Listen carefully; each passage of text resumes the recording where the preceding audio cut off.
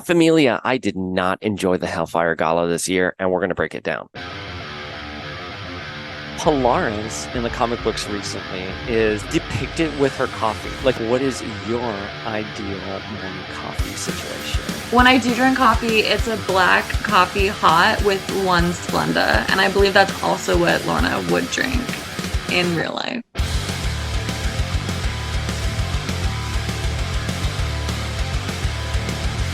A daddy cable. Daddy cable. I would love that. I would love.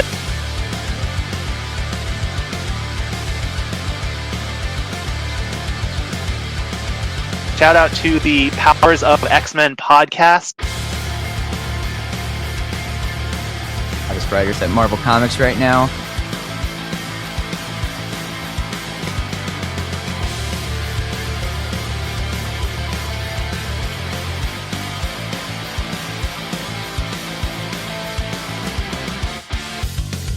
The Pretender's death. Like, be Right,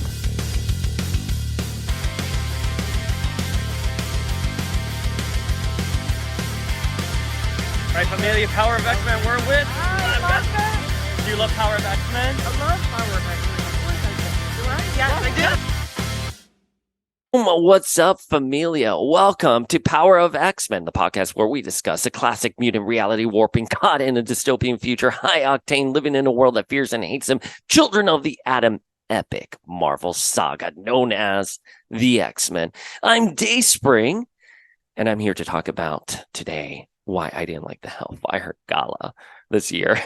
I'm sorry, Familia. I know.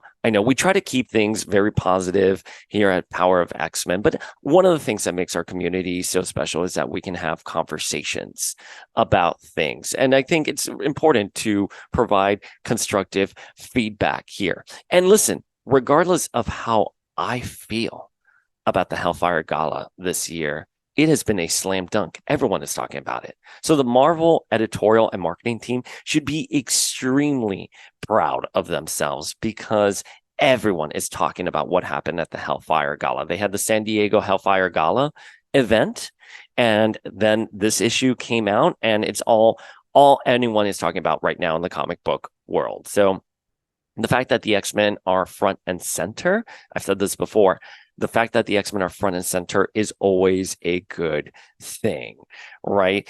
The X-Men for a number of years, I want to say from like 2013 to 2018, were extremely marginalized at Marvel because of the film rights with Fox. The Disney-Fox merger hadn't happened yet, and it was a dark time to be an X fan. If you were on Tom Brevoort's Formspring, you know what I'm talking about. We were being trolled endlessly by not only other comic book readers, but by the Marvel editorial team.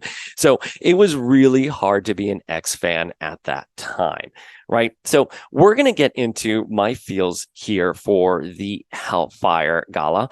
I did do a poll on Power of X-Men. I asked people if they thought the issue was epic, if they were meh about it, or if they hated it. Now, only 8% were meh about it. 25% did not like it, thought it was awful. And 67% loved it. And I'd like to think that Power of X-Men is a good cultural sample for X-Men fandom in general. We welcome all kinds of fans, whether you're a new reader, whether you're a creator, whether you're just an MCU fan, whether you're a lifelong X-Men fan, even if you just have heard of the X-Men, you knew there was some guy with like claws and some girl who can like conjure the elements, right? You are welcome to be a Power of X-Men. You're welcome to our table, and you can have an opinion. And one of the things that I love, that we can have healthy conversations. But yeah, so 67% of you loved the Hellfire Gala. And that, again, is an incredible feat. In a world that so many narratives, anything that anyone puts out there is so incredibly polarizing, 67%, take it.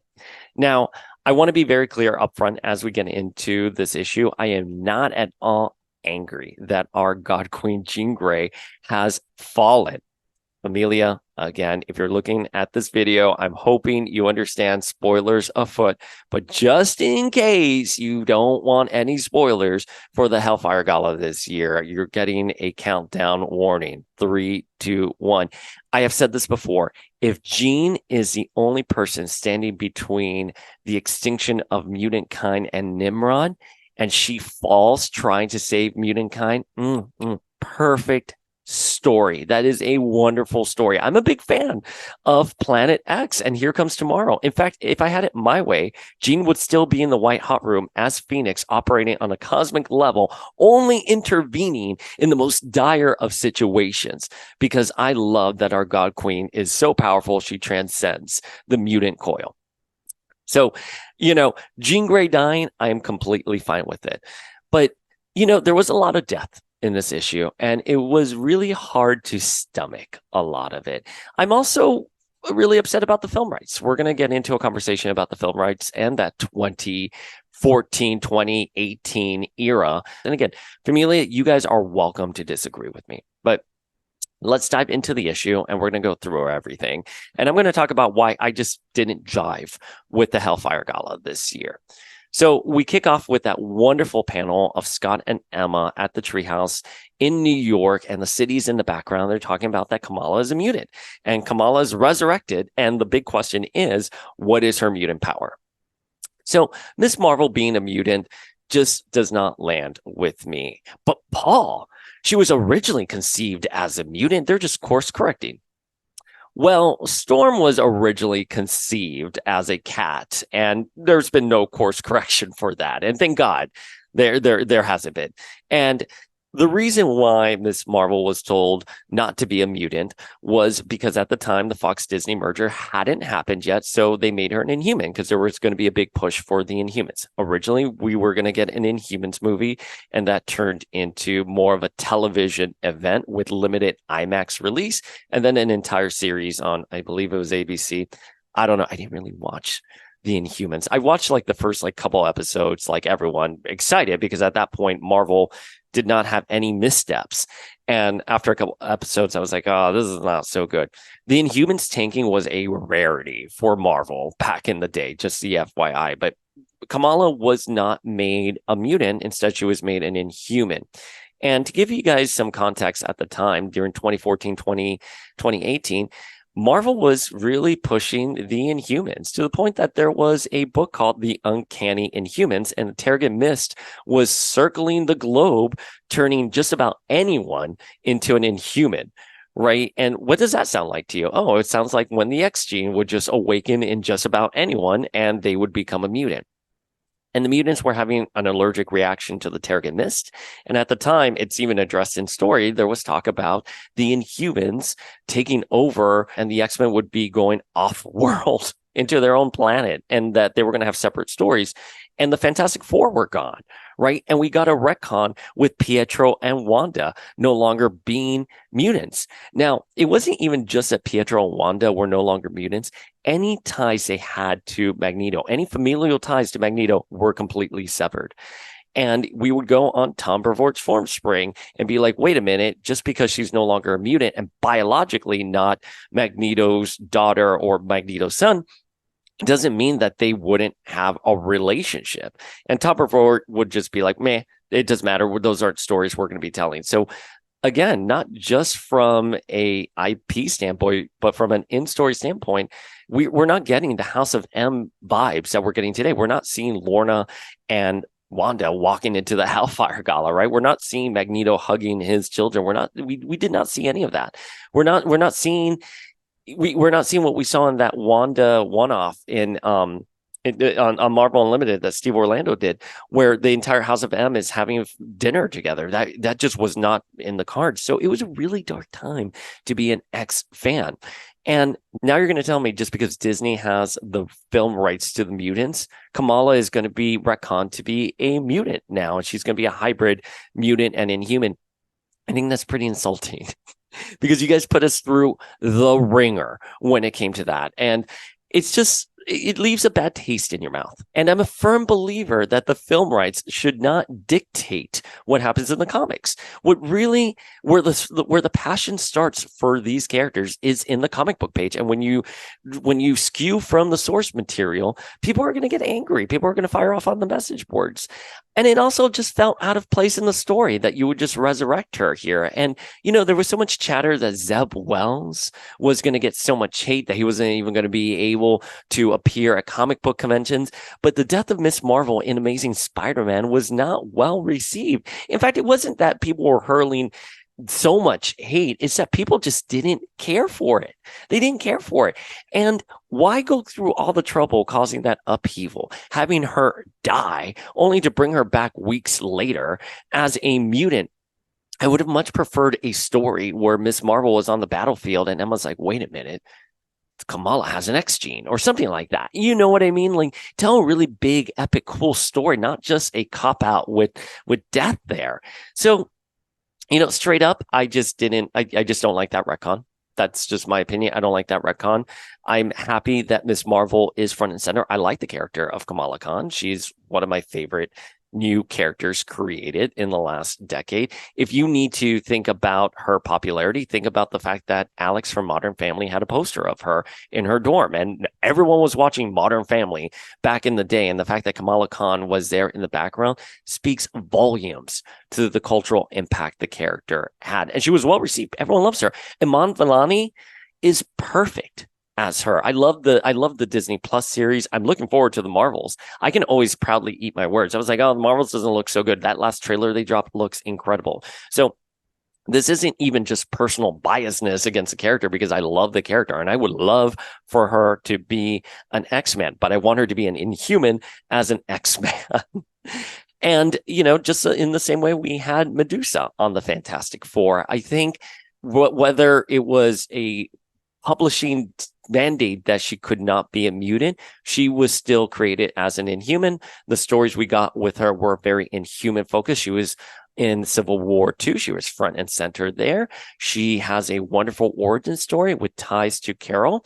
I really am worried that we're going to lose what makes Kamala special and why so many of us have loved the character in the first place. She has a blacked out bolt of that's emblematic of her Captain Marvel Carol origins, with her fandom for her, but she's been largely decorated in X symbols, and that just doesn't jive with me with the character. But also, one of the big questions is what are her powers? And Rasputin, who comes from the future, comes and sees Miss Marvel and is like, oh my God, you're Miss Marvel. You're my hero. You're this legend from where I come from.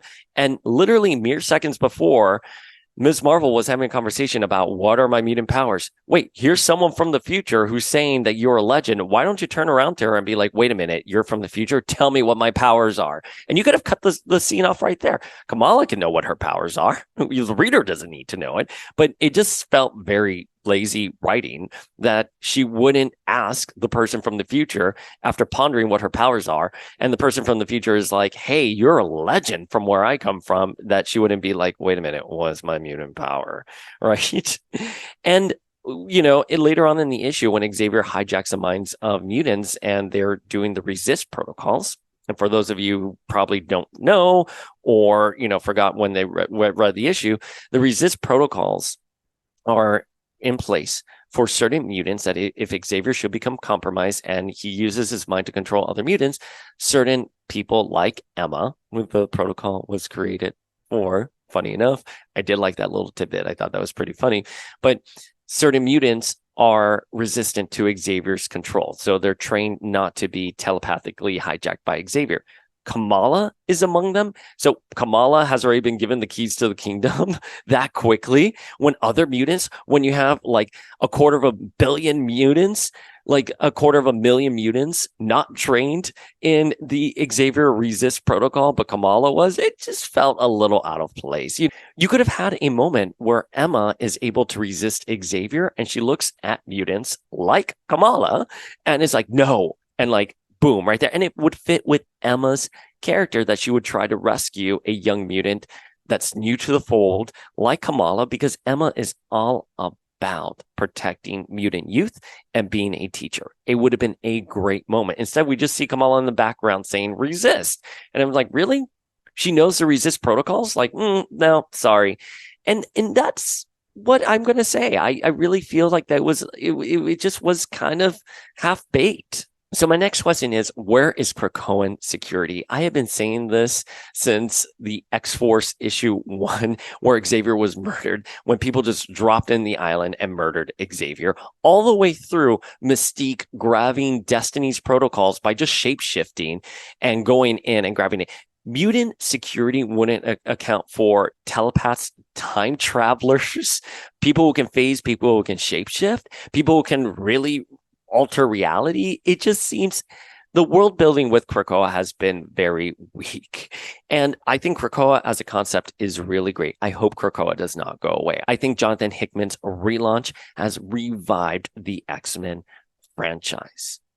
But it's been lazy world building. And again, you have a massive Hellfire Gala event. This is the third year it's happened, 3 years. And there's no security in place for something like this. And I get it. MODOK hacked the Krakoan gates using horticulture, but it's the third Hellfire Gala. Horticulture has been around for 3 years in universe. They would not have accounted for something like this. And also, you have Emma Frost, Jean Grey, and Professor Xavier at an event. I'm sorry. There's no contest. And I get it. They're robots attacking. It doesn't matter. These are Omega level mutants. They can do whatever needs to be done. They would be ahead of the curve. And by the way, you can still write a story where they're bested, but make it cool. That's it. Like, why didn't we see anything unfold? Like, where was any Krakoan security for this event? I'm sorry. The lack of Krakoan security really, really just makes me shrug. And again, if you want to play into the concept that the mutants are really arrogant now, because that's something that was addressed, that like you have new gods right now and that the mutants feel all high and mighty as a culture, fine. I don't personally like that. I think you're losing what makes the X-Men special if they think they're all high and mighty. I believe Cyclops had a line in a previous issue where he's here like, man, we have redone society and we are still fear and hated. I believe that was in Judgment Day. And I was just like, that is what make the X-Men special. But again, that's just my opinion on the matter with Krakoan security. But to also pull on the thread I said earlier, the Marvel Universe has aged 3 years now officially. And I know this is me being nerdy and being kind of a nitpicker here, but the X-Men are immortal. The rest of the Marvel Universe is not. So Steve Rogers, Black Widow, Tony Stark, Miss Marvel, Wiccan, Hulkling, etc. are presumably all 3 years older. And I don't know, like, why create that fiasco for you editorially when people are already so obsessed with how many years the Marvel Universe has been around? Why now add to the fold that 3 years is officially on top of whatever people have been speculating? So, I believe we had Jordan D. White on the podcast a couple of years ago, and he said that with that sliding timeline, the Fantastic Four would have gone up into space when Obama was president. And I believe this was 2021 when we had him on the podcast. So to think that 3 years have also been added to that, it's like, boom. It's just, sometimes what I say with the sliding timeline, it's one of the things that you just have to accept if you're going to be participating in this shared universe that has been around for a very, very long time, especially for the X-Men just celebrating 60 years. You just have to accept there's a sliding timeline and that there's no definitive markers with time. But the only thing that is the Hellfire Gala. We now know Krakoa has been around for 3 years. Everyone in the Marvel Universe is 3 years older. Again, with the X-Men, it doesn't matter because the X-Men can be resurrected and are immortal, and they can come back at whatever age they want, but the rest of the Marvel Universe cannot. So I want to get into the deaths now, and they were very grotesque. I felt very icky walking away from this issue. I love horror, but to see your favorite character slaughtered, it felt very Ultimatum for me, right? The end of the Marvel Ultimate Universe. It just felt like that. It just did not inspire good feels. And again, I'm a big horror fan. I love horror, and I love Game of Thrones. Well, I don't love Game of Thrones, but I participated in the cultural phenomenon that was Game of Thrones, and I love the Red Wedding. Give us a Red Wedding style massacre. I love that, and that's what we got. But I just don't think it was well done. You know what I mean? And we'll get into it. I want to get into the deaths here, but one of the things I do want to point out is that death editorially was not supposed to matter for the mutants anymore. And the idea that the resurrection protocols were created was to force the writers to tell stories that did not involve death, that death was not a stake. However, that has not been the case. I feel every event, every big story that we've got in the Krakoan age has dealt with death. It started with the Ten of Swords crossover, right? Where if you died in Otherworld, you were dead in the real world, or your protocols would come back scrambled. Like, why create that? Why create that? You know, we had Judgment Day where everyone was killed, and now we're resurrecting Steve Rogers, and Marauders, Kitty dying because she wasn't. Because she couldn't phase through the gate, she couldn't go through the gates, and they couldn't bring her back. It was a big question mark. There are all these plot points involving death, and I need them to move on from just killing people. So I'm fine that, if this would have been a situation where Marvel has been planning the Hellfire Gala massacre for 3 years, which is what we know they've been doing, but they hadn't touched the idea of death since. And now we're like, oh shit, the X-Men, death hasn't really mattered. And now all of a sudden they're all slaughtered. I'd be like, okay, you created a stake here, and what do the X-Men do now? They thought they were immortal, but they're in fact mortal. That is a really great story idea. But again, they've been dealing so much with death and that as a stake in story that it just seems kind of frivolous. And also, I think we all can agree that all the deaths here will be retcon at some point, and the universe is going to be set right. Two of the deaths here, we already have confirmation that the characters will be back. But let's dive into the deaths here, because I thought some of them were pretty lame and very disrespectful to the characters. And it all started with them announcing the new X-Men team. Oh my God, this is like the best X-Men team ever. You have Cannonball, you have Dazzler, you have Prodigy, you have Jubilee, you have Juggernaut. Anyone who was up for the X-Men vote are now officially part of the X-Men. Great team. And then seconds later, Nimrod comes and slaughters them. And So, when I think about what makes classic X-Men stories so special, something like, let's say, the Phalanx Covenant, is that you have characters at the time that weren't the A-listers. You had Emma, you had Jubilee, you had Banshee, and you had Sabretooth trying to save the world from the Phalanx. And it was just so much fun to see these characters, these B characters, shine. I would have loved to have seen this team shine. And for them to be slaughtered like that, I mean, it just felt so disrespectful. Jubilee has a line where she's here like, oh, look, a shooting star. Really? Jubilee is a seasoned member of the X-Men. Jubilee has been on Generation X. She has lived through countless events. She was a vampire at one point. She lived through the Twilight era of X-Men. But for her to just be like, oh, look at a shooting star, and not say something like, guys, incoming. You know what I mean? It felt so disrespectful to the character.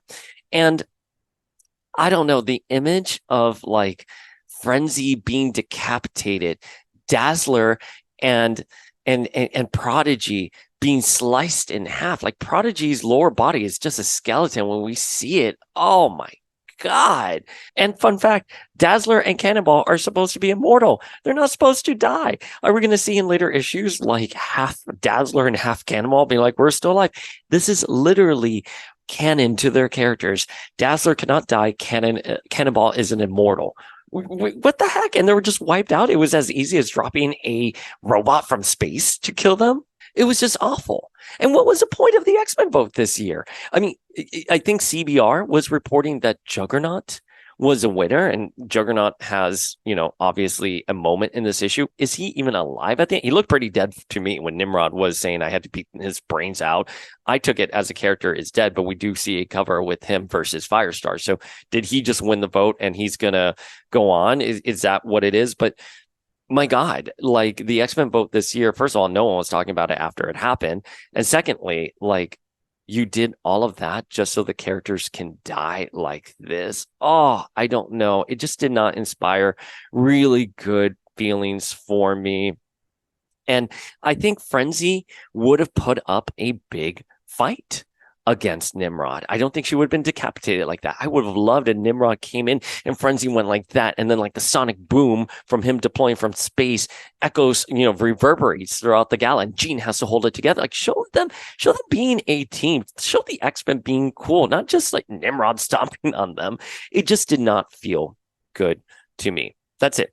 And Bobby's death, oh my goodness, he just melted away. And kind of lame. I'm sorry that he's just like punctured with something, a heat serum or whatever, and he melts away. And why wouldn't people be like, well, Bobby, can turn into air. He evaporates as part of his powers. You know what I mean? He has his mini coming back. So we're not going to dwell too much on that. But we do know his death isn't permanent because he has a mini coming up. And I don't think he's going to come out of this unscathed. He's obviously going to be severely traumatized.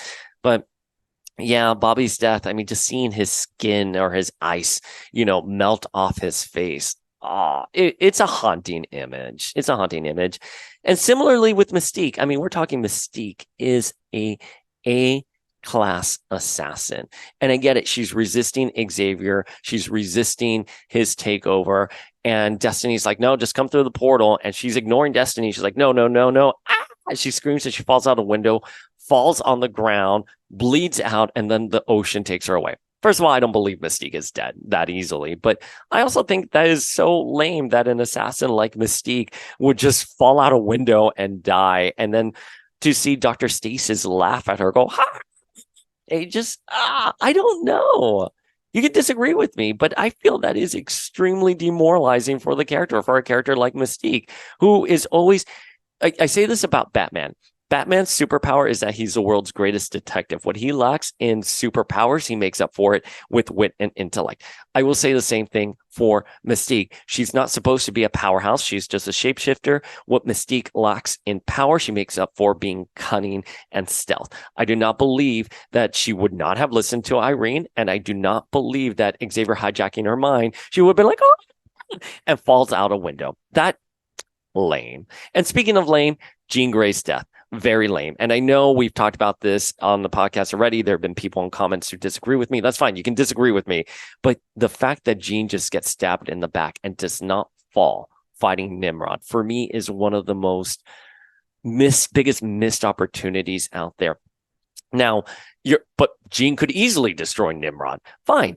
She probably could, but this is Nimrod. Nimrod is responsible for the biggest dystopian future for the X-Men. He is a premier A-list bad guy. He came to the Hellfire Gala. He murdered her teammates.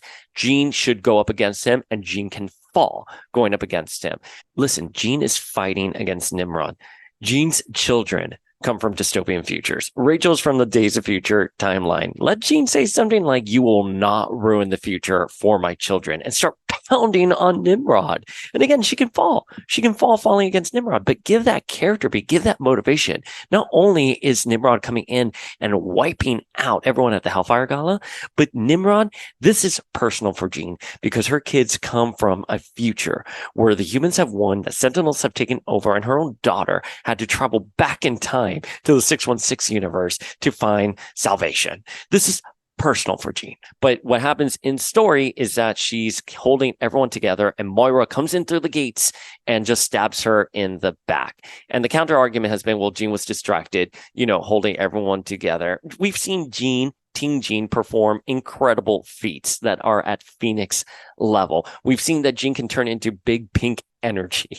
right, and go supernova without the Phoenix. The fact that Moira can just come up from behind her with a knife laced with otherworld or juju that inhibits her power, which I don't even understand. So if it inhibits her power, how is she telepathically communicating with Firestar? That does not make sense to me. If that is supposed to sever all of her telepathic and telekinetic powers to allow her to die, why is she still communicating telepathically with Firestar? I know that is a very nitpicky detail, but if we're going to get into the weeds of it, it just did not make sense. I would have preferred Jean to have been like Nimrod, taking this outside, taking you out of the Hellfire Gala, and she can fall. She can fall to Nimrod. Maybe, and if you like the story where she is being stabbed by Moira, fine. She is distracted using all of her power against Nimrod, and Moira comes up behind her and stabs her. But I just don't believe that Jean would have died that easily. And again, I loved Here Comes Tomorrow on Planet X. I think giving her a planetary stroke was also very lame. So this comment is just not exclusive to Jean here. We saw in Phoenix Endsong, and again, you can argue that she was imbued with the Phoenix, and that is a fine counter argument. But in Phoenix Endsong, they had to create an event horizon just to kill Jean.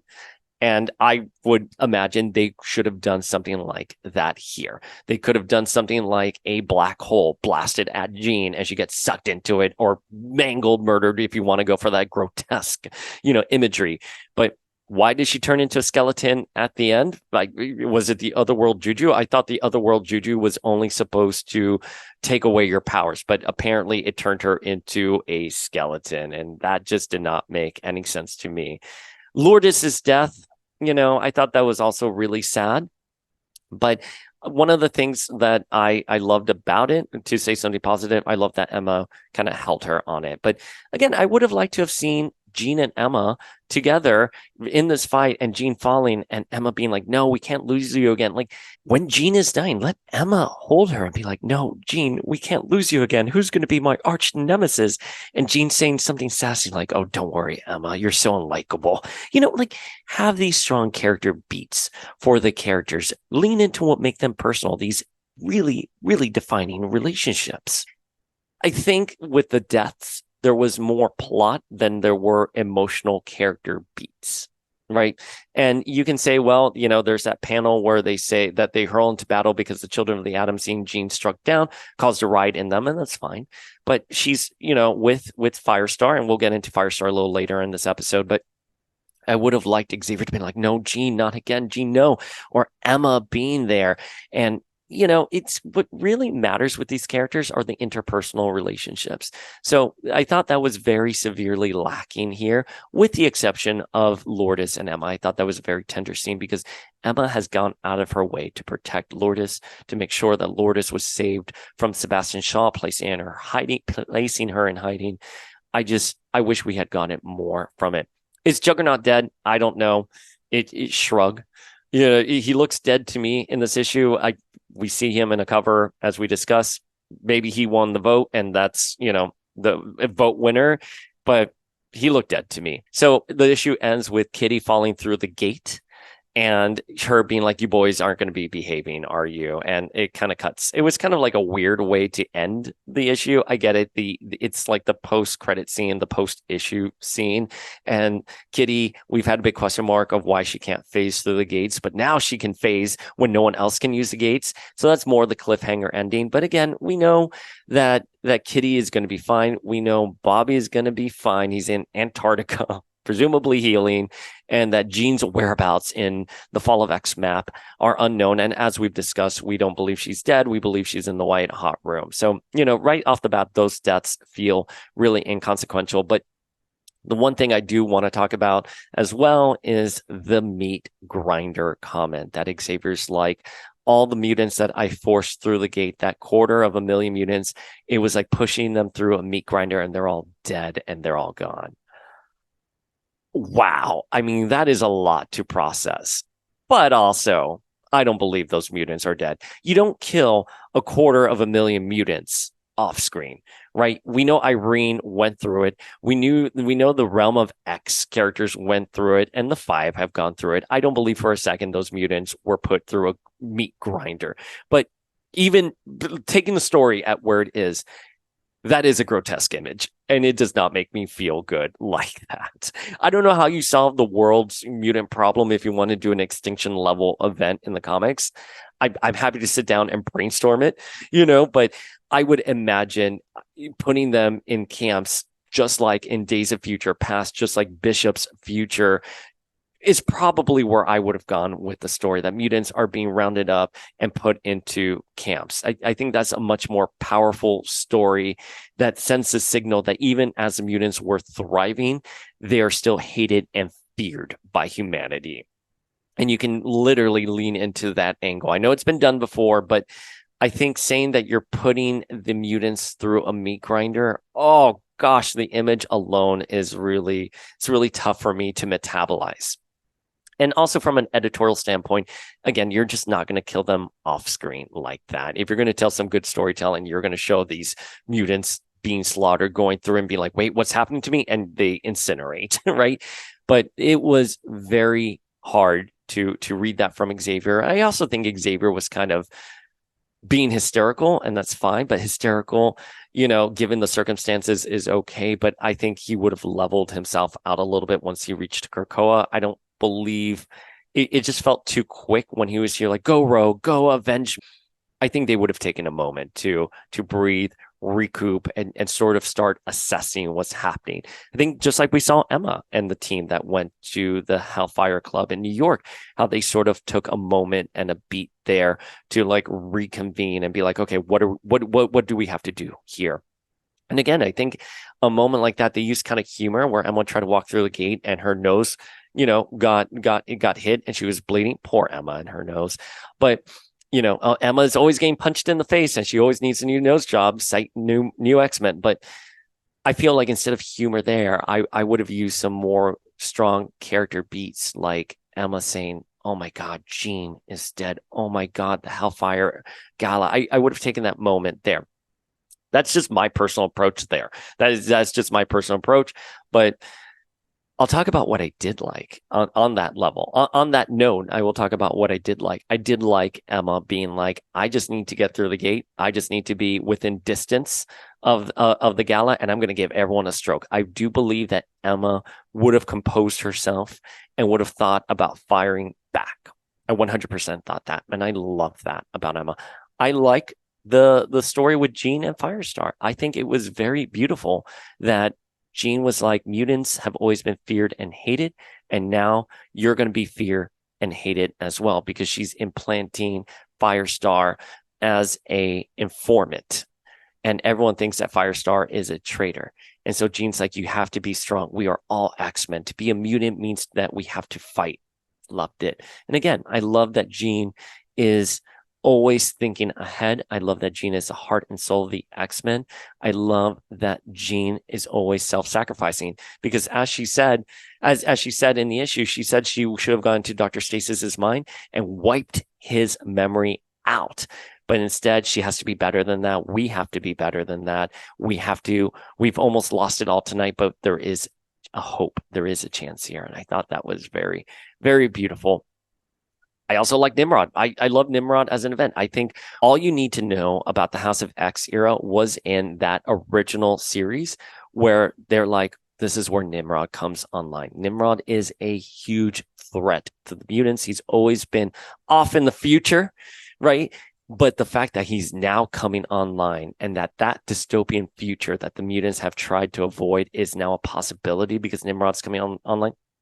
Perfect storytelling. I think rightfully so, the mutants should be terrified of Nimrod, and Nimrod is an extinction level threat. So I did like that very much. And evil Moira. Moira is very evil in this issue, to the point that I don't think she's irredeemable. I keep thinking, how are you going to redeem a character like Moira? Because she was a beloved geneticist in the 90s who was a human ally. And now I love that she has been unveiled as secretly being a mutant, living multiple lives, seeing that the mutants always lose. And Moira, let me tell you, it's Mystique and Destiny's fault. I mean, we saw that in one of her lives where Destiny is like, my powers will emerge before you. I will see you coming. And then like literally she is burned by Mystique and Destiny. So Irene and Raven, they have caused this whole mayhem with Moira. I mean, come on, like, can that at least be addressed? Regardless of what her motives are and how she's sort of where she's gone. I mean, she really hates Xavier and she really hates the mutants, and she is irredeemable at this point, as far as I'm concerned. There is no way you can redeem her. This is like Cassandra Nova level. You cannot redeem a character like this. And it's not personally what I would do with the character if she were in my hands from a writing perspective, but I can appreciate how evil she is. I mean, she's literally holding a knife saying, Xavier, you're mine, you're next, and she's maniacally evil, and that serves for some good storytelling. I love to hate Moira now, and I wish I didn't, because I loved Moira with the legacy virus, being the only human with the legacy virus. But that's something else I wish that they would tackle, was what was going on with Moira. I wish we did get that Moira series that Hickman alluded to, where it would explore Age of Apocalypse, where it would explore her having the legacy virus, where it would explore her seemingly dying during the Revolution era. But it's fine. We didn't get it, and this is a version of Moira we're getting, and she's pretty spectacularly evil. All right, Familia, this is going to be the last review-style episode we're going to dedicate to the Hellfire Gala. I think I've made my peace as to why I didn't like it. I appreciate and am very excited that so many people have loved the issue. Slide into the comments. Again, just be respectful. Have an engaging discourse. Let's not hurl insults at people. It's okay to disagree. It's 100% okay to disagree on my feels or anyone else's feels, but let's just keep it civil here. I want to know why you loved the Hellfire Gala. I want to know why you didn't like it. Drop those feels in the comments, and we're going to be covering more Hellfire Gala fallout in the podcast in the coming days.